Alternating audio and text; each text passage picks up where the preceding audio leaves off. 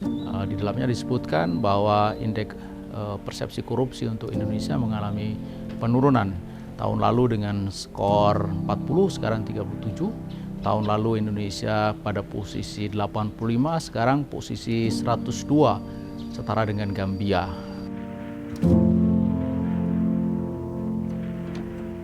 Assalamualaikum warahmatullahi wabarakatuh.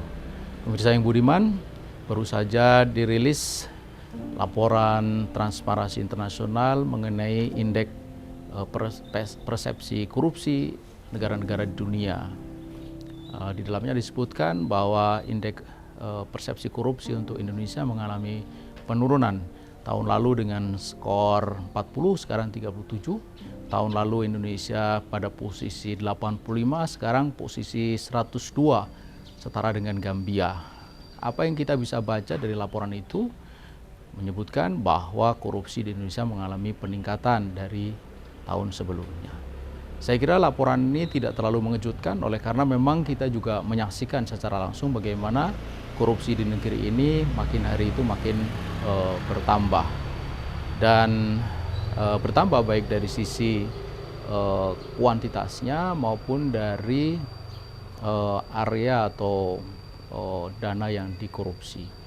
Saya kira kita baru saja dihentakkan oleh operasi tangkap tangan seorang pejabat tinggi yang kedapatan mengkorupsi dana bantuan sosial. Ini tentu sangat tragis bagaimana bisa dana untuk orang miskin pun diembat. Dan jikalau penyelidikan ini berjalan secara transparan, jujur dan tegas, semestinya akan terungkap pula siapa saja yang menikmati dana itu. Disebut-sebut sampai kepada seorang perempuan yang punya kedudukan tinggi dengan istilah madam di negeri ini dengan partainya. Tapi begitulah bahwa kita mungkin tidak terlalu banyak berharap bahwa hal seperti ini akan terungkap secara transparan.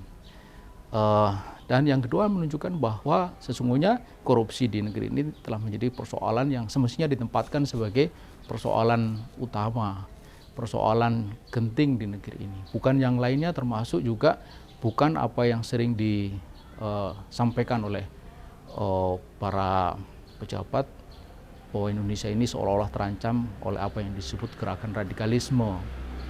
Dalam kenyataannya tidak ada sesuatu kejahatan yang dilakukan oleh apa yang mereka sebut kelompok-kelompok radikal itu. Tidak ada korupsi, tidak ada pemberontakan, tidak ada tindakan kriminal, termasuk juga tidak ada korupsi sebagaimana yang mereka lakukan. Karena itu semestinya pisau atau peluru tajam itu diarahkan kepada para pelaku korupsi ini.